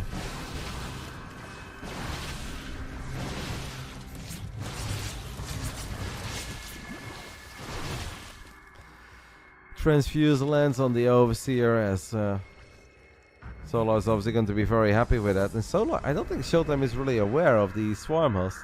Having to rebuild as 4 High Templars, minus 600 gas, this is incredibly painful. And they will have less Storm to work with as well. ShoWTimE has in the end decided to go for this gold base as the 2 complicated options for a 4th base. I think I covered in the beginning of the game why it is difficult to play this map as a Protoss against the Zerg. A couple storms do land on the Locust. Pretty good hold, honestly. This went about as good for ShoWTimE as anything could have. The problem is there's going to be a second wave, there's going to be a third wave, there's going to be a fourth wave. And this will just never stop. That Archon is very low on HP and the battery had no more energy. Even overcharge expired. ShoWTimE is landing some very fat and juicy storms in the middle of all these roaches, but I don't think it's going to go his way. We're down 11 workers. Nice stasis trappy actually on the Swarm host, and Solar made a funny face there where he's like, that's kind of annoying. That's pretty funny. I actually don't know this for a fact, but I assume that a Swarm host in a stasis trap cannot fire Locust, right? That is a very big stasis trap, as one of the Immortals is going to get picked off here. Another fat storm lands in all the roaches. Alright, it is kind of important for Solar that he starts finding a little bit more success soon. Thank you so much, Sturl, W003. I appreciate it, matey, for the tier 1 sub. Stalkers are going to get picked off. The High Templar dies. Immortals will get saved by Coco's very famous second overcharge. We might need to heal up your Nexus here for a little bit. ShoWTimE. That's not needed because the Locust expired. Hive Tech on the way. Still like a 45 to 50 army supply lead. I do love the stasis traps above the natural. That's actually very smart because he knows that it's very likely that that's where the Swarm hosts are going to move. In the end, Solar does get the gold. And that obviously means that ShoWTimE is now barely a 3-base Protoss. Main base will start running a little bit dry. Stasis Trappy, round 2. That's a really cool play. High Templar is a little bit exposed there. ShoWTimE needs to be careful. One of them gets picked off immediately. There's a few more storms connect with these roaches. More Locusts land. And ShoWTimE really is battling though. Even though I'm sure that ShoWTimE is already very happy with getting that 1 map win. Getting us the W today. We can say that he ain't trying here in the final game of the day.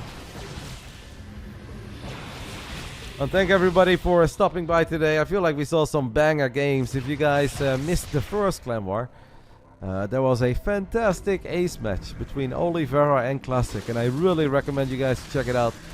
I'm just gonna dub it as one of the better games of the year. Ultra fun. Must watch Starcraft. So if you missed that TVP, I definitely think you guys should go back into the VOD and watch it. Or on somebody else's channel. There's a few more corrosive vials are going to land on Stalkers and High Templars. Locusts make it into the natural of ShoWTimE. Took a long time for Solar to finally get these Locusts in, but gets a couple. And Solar is doing, ShoWTimE is doing such an insanely good job and just not dying here. And slowly but steady, you almost believe as he does storm his own army, activates a couple of the barriers. Needs to be careful in that regard. Solar is now a Hive Tech Zerg, guys. 7 lurkers on the way, seismic spines on the way. But ShoWTimE says, I had enough of your roaches, ravages, zerglings, and a couple swarmos. I believe that I can battle. And 3-base ShoWTimE, guys. Can he do this? Yeah, so similar to Blink Stalkers, no GG gaming. That makes sense. ShoWTimE casually runs to the other side of the map, and he's going to take out the gold base of Solar. Solar does have a tiny counter-attack, but it's not really doing a whole lot. But oh, the lurkers are here, and ShoWTimE blinks into a whole bunch of them. Thank the Lord, Seismic Spines was not done yet. Is that Game of Classic on YouTube? No, it's not on YouTube yet. If you guys want, I can cut it and put it on YouTube. But that will take a couple days. Because I need Vicky to cut it. I cannot cut anything. I cannot cut onions, hamburgers, lettuce, or StarCraft 2 VODs. Vicky, however, can. So, maybe we will do that.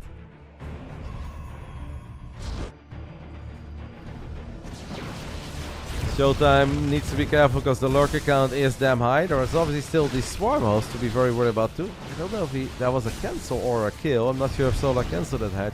We didn't quite get to see that.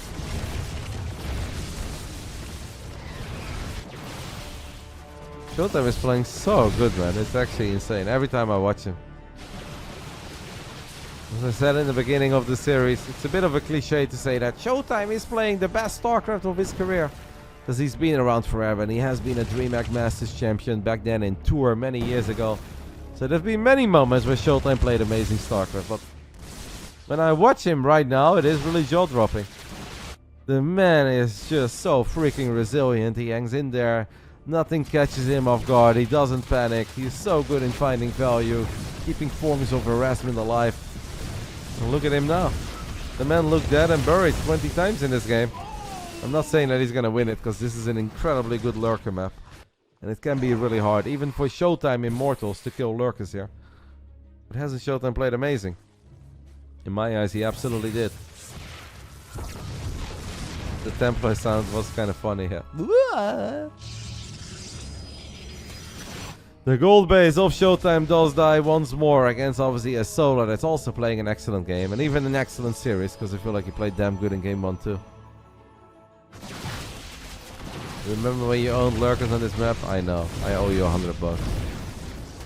One day, mate, when I'm rich and famous, you get those 100 buckies. Was a bit of a rip-off though. You took a different fight. That was not the best. As lurkers make their way here on creep, as another revelation connects, couple of storms are going to connect. ShoWTimE will probably look at this army and says, maybe this army is good enough to actually just deal more damage than Solar's army is dealing on the other side of the map. ShoWTimE could really use a few High Templars at home at this point, guys. Because without a storm or two, this is a devastating Zerg army to fight. We do have battery overcharge, but Locust and Hydras have incredibly high DPS, and even battery overcharge is going to have a hard time. And this game is just freaking banger at this point. There's another storm lands, 6 drones melt immediately. I'm guessing. I don't know if this is quite peak casting, mate. I'm afraid that I peaked many years ago. But who cares how good it is? If we are still having fun and you guys still like watching it, I'm a happy chappy. There's a couple of the Immortals do melt, and 1 or 2 High Templars died there too. Solar, his supply is honestly problematic because he still has so many swarmos. Solar needs the Locust right here, right now. Can the Locust show up in time? I want to say yes. What an incredibly close game. What are the Stalkers going to do? The Stalkers blink to the right side. There are a couple of Zerglings that do get on top of them. I mean, I feel like these Locusts could have really done better if they would have just gotten on top of the Immortals. That was perhaps a missed opportunity for Solar, who really is in all sorts of trouble now. Because now he needs to buy time for the next wave of Locusts. Is ShoWTimE winning, guys? Has he actually done it? 3-way ShoWTimE. Is the man just invulnerable at this point? What a game, man. ShoWTimE lets go of a very deep breath, and perhaps rightfully so. Can we get that Nexus? I think it's blocked by creep. No, it's not blocked by creep. I mean, ShoWTimE is barely a one-base player at this point. Yeah, the same can be said for Solar, obviously. Solar is going to be kicking himself for the way that he used that final wave of Locust. Like, I think he should have tried to surround the Immortals, and instead he kind of went for Stalkers. But Stalkers are quick, they blink. You can complain, Reynor. If you want to complain about us winning 5-1 against the back-to-back champs, or is it just back-to-back of WTL-Guest, you can moan away. Who is winning? I think it's still very close. But I want to say I think Solar is in trouble. Especially because at this point, ShoWTimE's army is a little bit better again than before. Solar is still doing a very good job with his Zerglings, picking up a couple of probes. I mean, it's 9 lurkers though, guys. 9 lurkers is a lot of lurkers. It is hard to run on top of 9 lurkers. Even though ShoWTimE might say it's not all that tough. What are ShoWTimE's upgrades even, guys? I feel like we haven't seen upgrades in forever. I'm very curious. Show us the lurkers, mate. This is not the fight. Why are we missing? Oh my god, we just missed ShoWTimE getting on top of the lurkers because we were looking at 4 zealots battling a couple of zerglings. And ShoWTimE takes out this incredibly important base. And is also once more going to completely avoid a full wave of locusts. However, the zerglings of Solar are going to get another cancel. Yeah, it is hard to get a 4th base here. What a game. What a game, what a clan war. I cannot replay it, I'm not in the game and I'm also watching this on Twitch, but... Yeah, even if I was watching on YouTube, I am not allowed to join these games, so I cannot show you guys what I would be looking at. Best game of the day? No. This game is amazing, and it's still not better than Classic Oliveira. That's how good Classic Oliveira was. But this really is a banger game.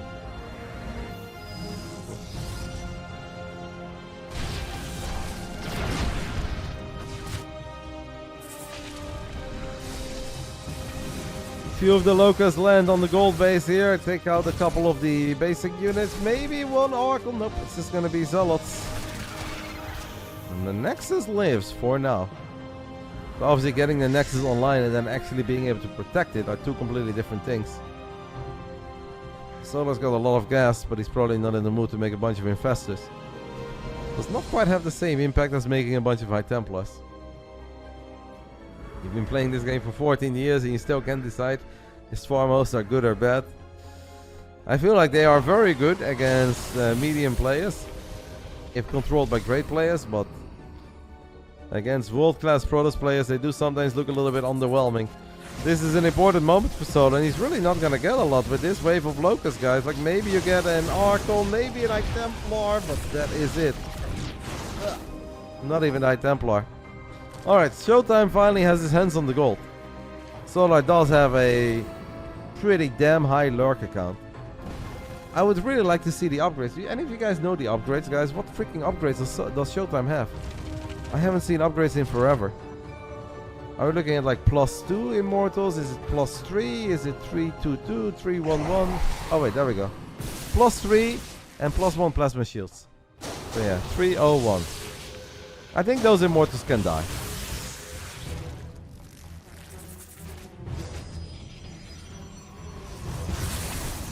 Locusts will land here towards the end and grab maybe 1 or 2 probes and a zealot or so. Not the best wave of locusts, but I don't think that Solar really cares. Solar just wants to get more lurkers out. Because ShoWTimE doesn't quite have that dream army of mass Archon, mass Storm, mass Immortal with 3-3-3 Immortals. I think 3-1 Immortals can absolutely die against lurkers. Reynor would say that he wins this as the Protoss.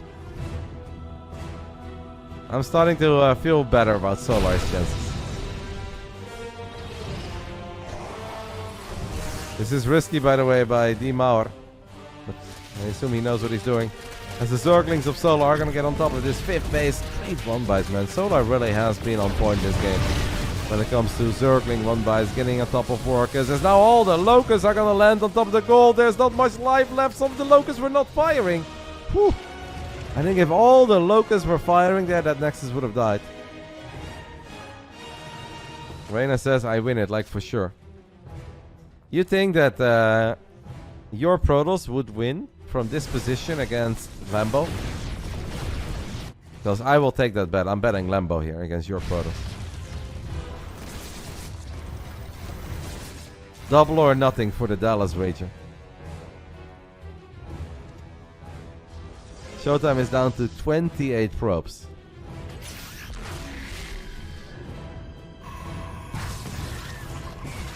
You think so? I think from minute 22, I don't think you would beat Lambo or Laser. I know your Protoss is incredibly good, mate. It's a 31 lurkers. There are 31 freaking lurkers on the map. And the Immortals have +3 attack, +1 shields. I don't think that's... I mean, I know Storm is sick, and Archons is sick, and Immortals is sick. Here come the Locusts once more as they want. I don't know what they want. Maybe the Nexus, maybe workers. They don't get anything. Say lurkers are a fake unit? No. They are in my head. It is true. I do think in my head lurkers are a tiny bit scarier than what they are compared to pro gamers. I will absolutely agree with that statement. But 31 lurkers is 31 freaking lurkers. Oh, the High Templars, they are gonna get surrounded for the second time in this game. Somehow one of them lives. That's actually impressive. That High Templar has a story to tell. You wouldn't do that. Of course you wouldn't, mate. ShoWTimE gets on top of a couple of the Swarmos as they fire another wave of Locusts. One storm does land on the Hydras. Can he finally get that Nexus? Nope, he doesn't go for it. He goes for something else. I do think, though, that the 31 Lurkers are crawling their way forward.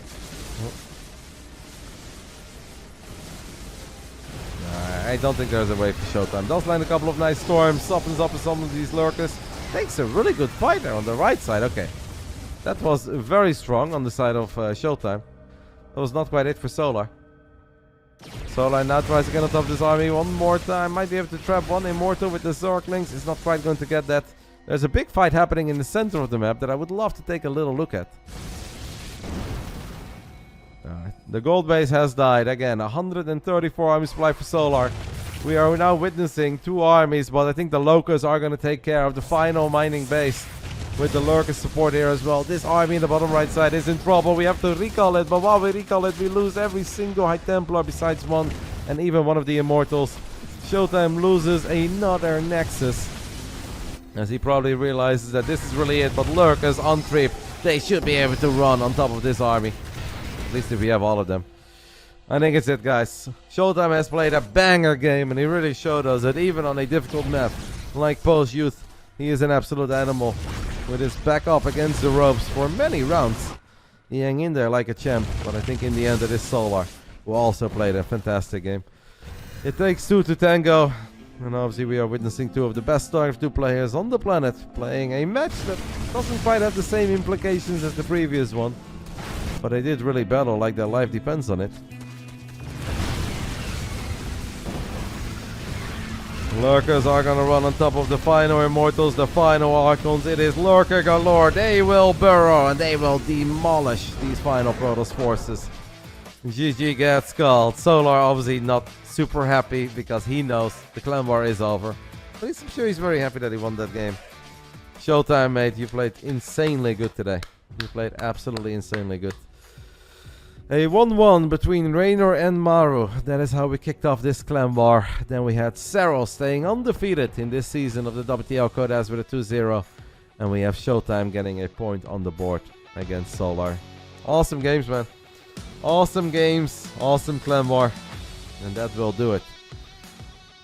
We went from 0-2, bottom of the league, to now 7-2, second. And we are still within striking distance, or first.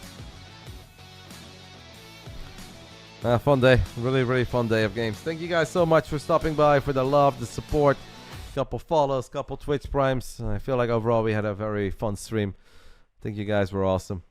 I had a good time. I think you guys had a good time. See if Liquipedia has updated yet. Yes, it should be. So these are the standings right now, guys. Vitality does remain in first place with 22 points, 7 wins, 2 losses. In second place, though, it's Basilisk and ShoWTimE. 7 wins, 2 losses. After we started 0-2, we're now 7-2. 21 points. We're actually 1 point clear of DKZ, so we're not even tied second. I said that before. I forgot.